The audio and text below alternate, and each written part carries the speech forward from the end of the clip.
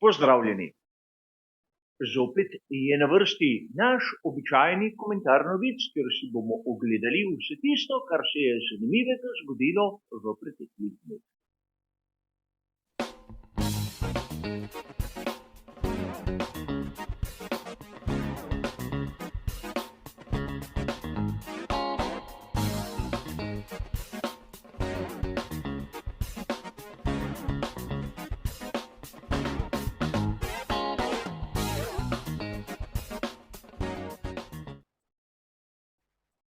Kot je že dodobra usidrano v naših navadah, tudi danes se bomo ustavili pri 4 različnih sklopih, kjer bodo vse bližnjice do originalov navedenih člankov zapisane v samem opisu. In tudi tokrat, ko je slika v barvah, pomeni, da navajam tisto, kar piše v že prej omenjenih člankih. Ko se bo slika spremenila v črno-belo, pa pomeni, da dodajam moj osebni komentar na tisto, kar sem prebral v teh virih. Tako tudi tokrat smo še enkrat na hitro opisali pravila tega malo drugačnega prispevka, zato se lahko kar takoj lotimo prve današnje teme. Prva današnja malce nepričakovana novica je odstop Nilsa Witticha. O tem smo lahko brali v mnogih virih, ki se ukvarjajo s Formulo 1. Sam navajam članek, ki je bil objavljen na spletnem portalu motosport.com 12.11. Nils Wittich je odstopil še pred koncem sezone 2024. Rui Marquez, ki je do sedaj opravljal vlogo direktorja Formule 2 in 3, bo za zadnje 3 dirke vstopil na njegovo mesto. In tu lahko mi, navdušenci, začnemo špekulirati, kaj se je zgodilo, da je bivši direktor dirk Formule 1, ki je predtem opravljal isto vlogo pri prvenstvu DTM, tako na hitro in nepredvideno odstopil. Rad bi vas spomnil, da je bil Nils Wittich tisti, ki je prišel v Formulo 1 skupaj s Huertesom po tistem debaklu imenovanem Michael Masi. In če se malce ozremo za nazaj, bomo zagotovo dobili razne napake, ki jih je Wittich napravil kot vsak drugi direktor dirke. Ampak, če si ogledamo zadnjo veliko nagrado, tisto poimenovano po Sao Paulu, kaj se je takega zgodilo na progi posvečeni Joseju Carlosu Paceju. In treba je povedati, da nek kamen spotike je res bil tudi v tistem dirkaškem vikendu. Ne na dirki za veliko nagrado, temveč na sprintu. Se spomnite, koliko časa je Wittich čakal, preden je vzpostavil režim varnostnega avtomobila? Dovolj, da sta oba McLarena zamenjali mesti in da je bil Max Verstappen nekako zaustavljen. Je bilo to dovolj, da je prišlo do nekega spora med Ben Sulayemom in Wittichem? Sam osebno ne vem.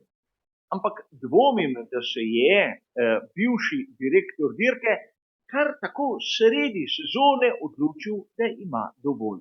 V ozadju je moral biti kakšen resnejši, močnejši spor. In seveda mi, navdušenci, verjetno nikoli ne bomo izvedeli, kaj se je dogajalo v ozadju, zato je najbolje, da gremo k naši drugi današnji temi.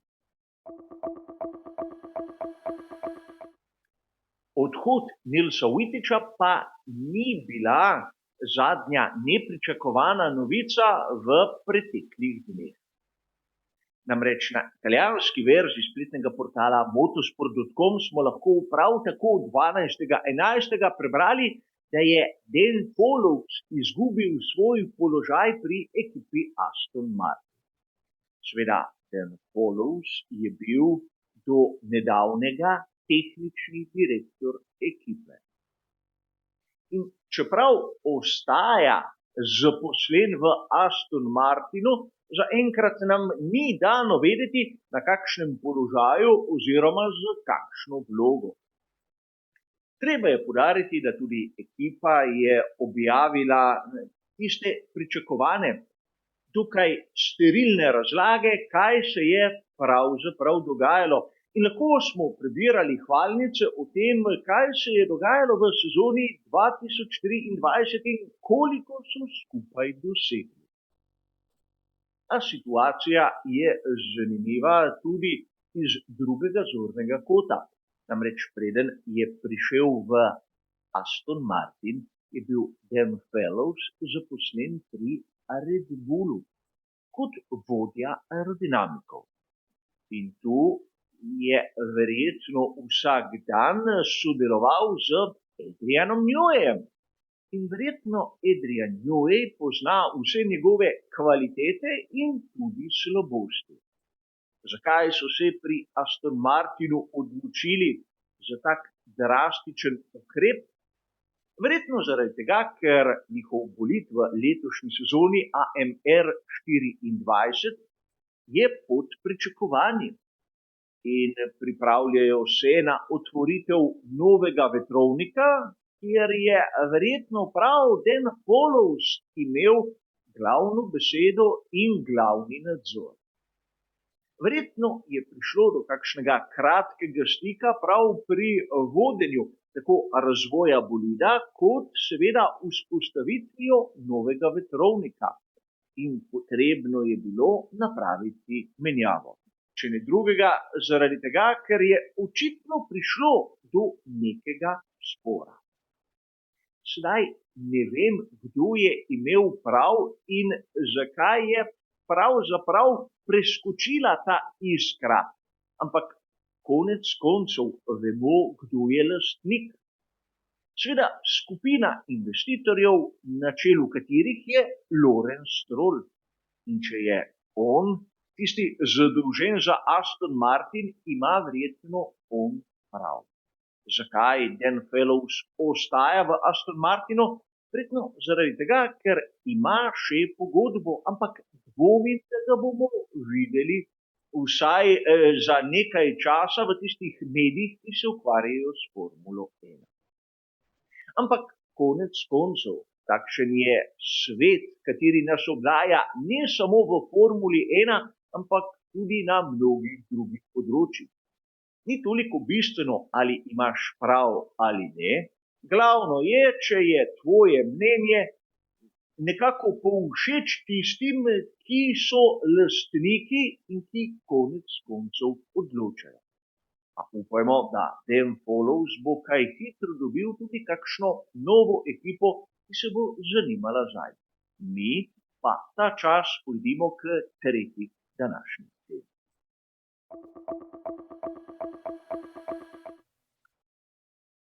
Obstajajo govorice, da naj bi Sergio Perez lepo ostal za krmilom svojega Red Bulla tudi v sezoni 2025. O tem smo lahko brali, naprimer na spletnem portalu GP Blog 11.11. In treba je povedati, da se avtor članka sklicuje na tisto, kar je prebral v znanem španskem časopisu Marca.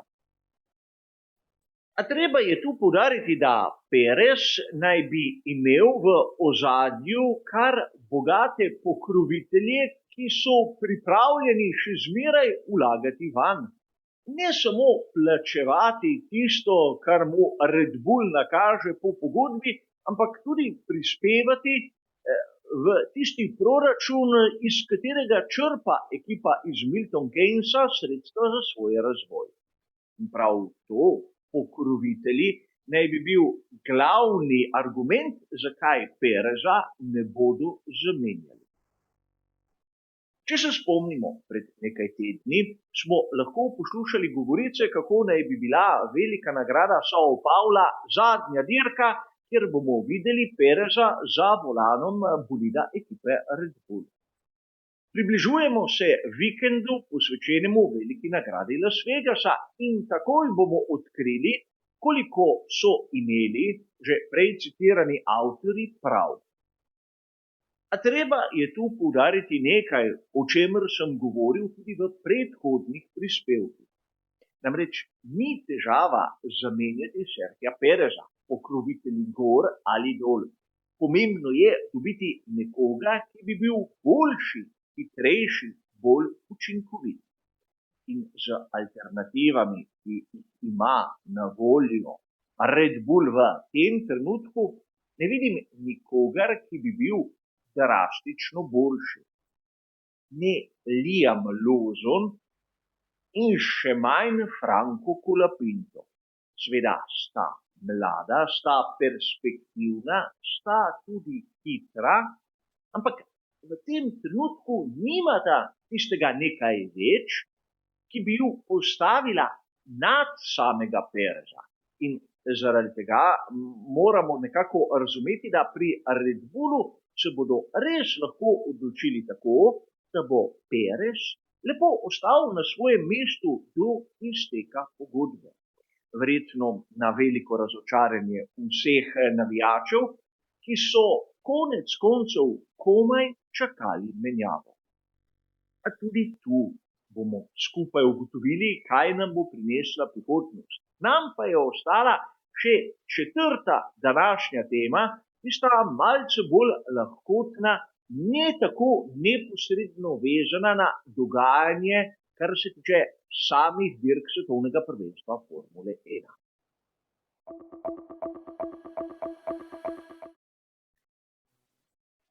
Za konec pa kot običajno tista tudi malce bolj lahkotnejša tema.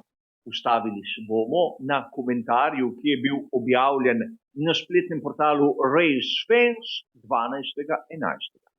V tem članku Kit Coltrane dobesedno secira izjavo, ki jo je povedal Liam Lawson. Liam Lawson je Novozelandec. In seveda njegovi rojaki v preteklosti so dosegli marsikaj v Formuli 1. Denny Hulme in še posebej Bruce McLaren sta dve imeni, ki imata v njegovi rodni državi verjetno izjemno visok status. In Liam Lawson bi si želel, da bi igrali novozelandsko himno ob zmagah McLarena. In Kit Coltrane je začel globoko razglabljanje o tem, kaj danes pomeni neka nacionalna pripadnost konstruktorja. Namreč, kdo je lastnik, kdo so tisti, ki so zaposleni in še bi lahko naštevali. A kot običajno je verjetno izpustil bistvo.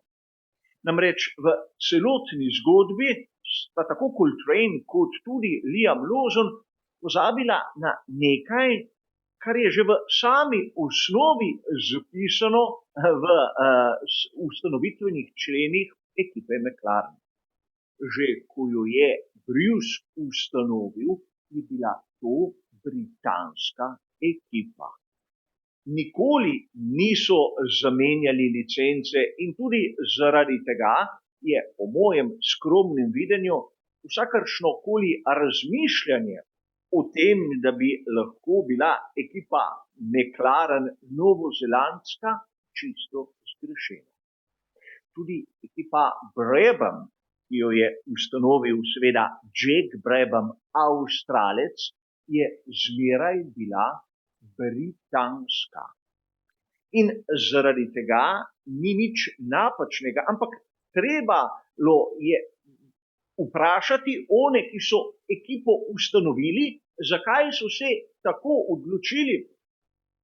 Naprimer Anglo-American Racers, to je ekipa, ki jo je ustanovil Američan Dan Gurney za svoje bolide Eagle, je lepo imela naprimer ameriško licenco in ko je zmagal dirko, je seveda bila predvajana himna Združenih držav. Po drugi strani tudi Novozelandci so imeli svojo ekipo.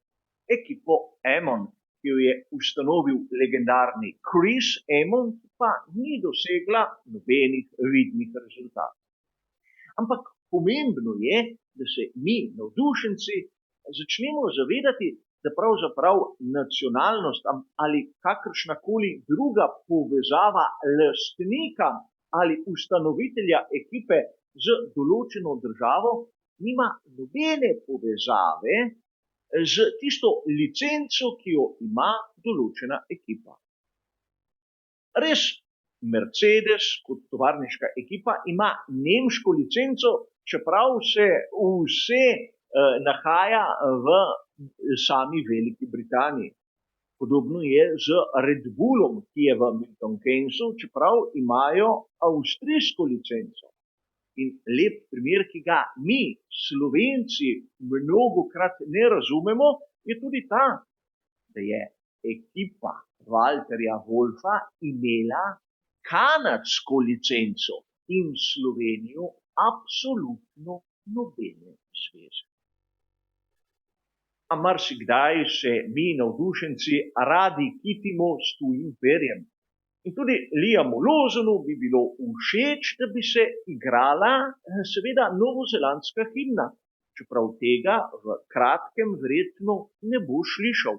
A razen v primeru, da bo on zmagal dirko za svetovno prvenstvo Formule 1.